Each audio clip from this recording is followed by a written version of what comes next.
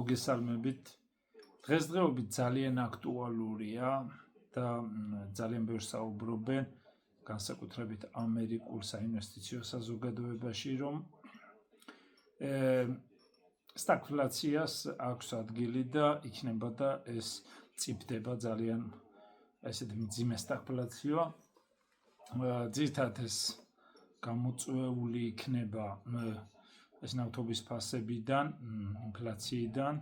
სტაგფლაცია მოგეხსენებათ არის, როდესაც ეკონომიკა ნელდება და ინფლაცია ამ დროს იმატებს. ანუ ეს ძირითადად ლოჯისტიკის დარღვევიდან, პროდუქტების არ მიწოდებიდან, ინფლაციური მაგალითად ნავთობის ფასის მატებიდან არის აღებული, რომ ეს ყველაფერი ერთდროულად მოხდება. მინდა გითხრათ, რომ ეს საკმაოდ რთული და ესეთი თემაა, რომელზეც ძალიან რთულია რაღაც პროგნოზირების გაკეთება, მაგრამ უდიდესი ალბათობით ეს მოსაზრება ძალიან მცდარია, რომ ეს აუცილებლად გამოიწვევს სტაგფლაციას, რადგან ეს უფრო მიმართულია იმ ინვესტორებზე და საინვესტიციო საზოგადოებაზე, ბაზრის მონაწილეებზე, რომლებიც თქვა დააპანიკონ, უფრო რაღაც პანიკა შექმნან და ისარგებლონ დიდმა კომპანიებმა და ასე ვთქვათ მოთამაშეებმა, რომ პანიკის ფონზე ბევრმა გაყიდოს და მათ იყიდონ უფრო შედარებით იაფასად. ეხლა ძვირად არავის არ უნდა ურჩევნია იაფად, მათ აქვს საკმაოდ კარგი мотиваცია და საკმაოდ ძლიერი ნებისყოფა, რომ ასეთი ტრიუკები, ასე ვთქვათ, ჩაიდინონ. ისტორიულად ეხლა 2008 წლიდან მოყოლებული ვაკვირდები ბაზარს ფინანსური კრიზისიდან, დაახლოებით ეს 2020-ში ძალიან აქტუალური იყო ასეთი რაღაც მოქმედებები. მოდი პირდაპირ გადავიდეთ და ვისაუბროთ ამ სტაგფლაციაზე. სტაგფლაცია, თქვათ, ეკონომიკა თუ შენელდება, შეესრულეს ნავთობის მიწოდებიდან, რაღაც ლოჯისტიკა დაირღვეს და რაღაც პროდუქტები ვერ მიაწოდოთ. economics of scale-დან გამომდინარე და diseconomics of scale თქვათ მოხდეს. მოდი ეს მარტივიანით რო ავხსნათ, ძალიან ღრმა ეკონომიურ ანალიზში არ გადავიდეთ. ანუ ეკონომიურ შენელებას თუ მოხდა ყოველთვის მოყვება ხოლმე საკმაოდ დიდი სტიმულაცია ასეთ პერიოდში. დღეს რა პერიოდია? დღეს არის ძირითადად ეს ხდება, იმიტომ რომ ესეთი მოსაზრება ხდება, იმიტომ რომ არის ომი და ომიდან გამომდინარე, თქვა ძალიან დაპანიკებული, რადგან ვფიქრობენ, რომ ომის დროს ეს და ამ დროს სტიმულაცია, როგორც შეიარაღებაზე არის უზარმაზარად დიდი და აგრეთვე ეკონომიკის სტიმულირება ხდება, იმიტომ რომ ეს მოსალოდნელია, ვთქვათ, იციან ყველამ, რომ შეიძლება შენელდეს თუ დიდი ხანი გაგრძელდა. აქედან გამომდინარე, სტიმულირება ხდება ფისკალური პოლიტიკის მხრიდან და საკმაოდ მონეტარულიდანაც ვფიქრობ დაემატება, უდიდეს ბევრი კი ამბობს საპროცენტო განაკვეთები უნდა გაზარდონ, მაგრამ წესით ამერიკაში არ უნდა გაზარდონ, საპროცენტო განაკვეთები შეიძლება ივნისში ფედერალური ბანკის ახალმა პრეზიდენტმა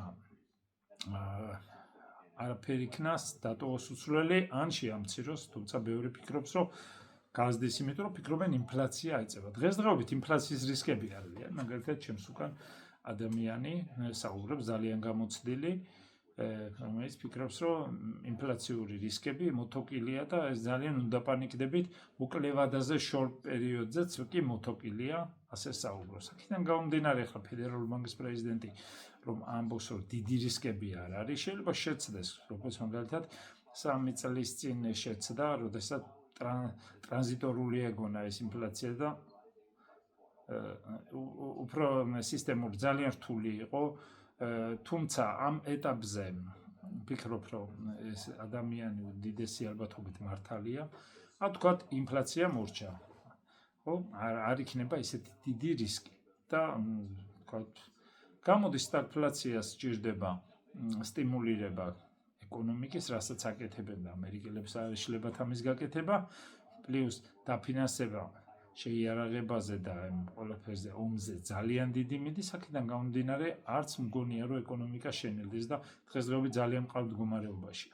ანუ ის ვარაუდი ბევრი რომ სტაგფლაციას განიხილავენ როგორც ერთ-ერთი უმთავრესი ალბათობის საკმაოდ დიდი პროცენტი, ასე ვთქვათ, ხო? არ იქნება ეგრე მგონია და უფრო არის ეს ძალიან გაზვიადებული. აქედან გამომდინარე ხა ბაზარზე ვთქვათ, ეს ორი ფაქტორი თუ ჩვენ ახლა რაზეც ვისაუბრეთ, ბაზარს დაუკავშირდეთ, საბონდო ბაზარს, არ მგონია რომ ის მოხდეს ასე ფიქრობენ, ფიქრობს ეს ძალიან დავარდება, რაღაც მომენტში დავარდა, მაგრამ ეს არ იყო მხოლოდ გამოწვეული ომიდან, ეს იყო ხელოვნური ინტელექტი ქნის ძალიან დიდ პრობლემას ბევრ ინდუსტრიას უქმნის, იქიდან გამომდინარე რომ ამ ინდუსტრიაში მონაწილე კომპანიების ბიზნესი, ასე ვთქვათ, იქნება თუ არა აქტუალური და საჭირო მომავალში და რა პროპორცია იქნება, ვთქვათ, მოთხოვნის მომხმარებლიდან, ანუ რო შევადაროთ ადრინდელ მდგომარეობას დღევანდელთან.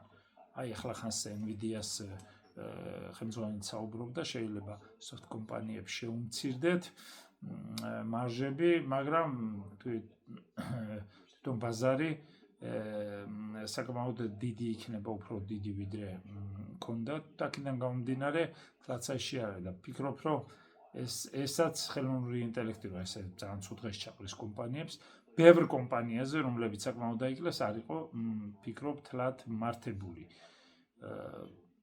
ბაზარი მაგას ახლა ირანის ომიც დაემატა ამას და გამოვიდა რაღაც პანიკური მდგომარეობა, მაგრამ პანიკის პერიოდშია, ყველაფერი შედარებით იაფი, ფიქრობ, რომ ადამიანებს უნდა გადაწყვიტონ ასეთ პერიოდში, შეუძლია თუ არა გრძელვადაზე რაღაცების ყიდვა და ამ მდგომარეობის ატანა, იმიტომ რომ კიდევ რო თქვა დაეცეს, მოხდა ხო რაღაც 1%-ია, 5% ხო მაინც არის ალბათობა, რომ რაღაცები შეიძლება დაეცეს, პასები ხო, უნდა შეელოს ატანა, 50%-იანი ვარდნის ატანა მაქსიმუმიდან თუ არ შეუძლიათ.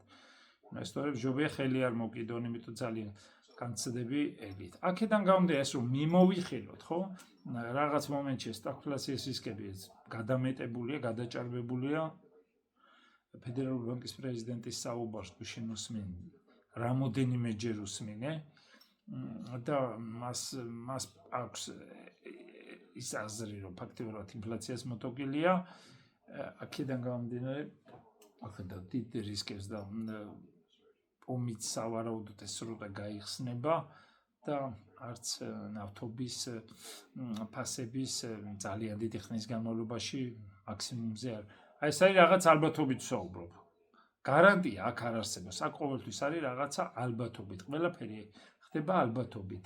ეს რა ალბათობით და ალბათობების მიხედვით უნდა მიიღო გადაწყვეტილება. ანუ შეიძლება ვთქვათ მე რაღაც ალბათობით ფიქრობ, რომ ეს ეხლა რა თქვი, არ არის ძალიან საშიში, მაგალითად, ფიქრობ 75-80% ალბათობით, მაგრამ არის ხო იქ 20% ალბათობა, რომ მოხდეს.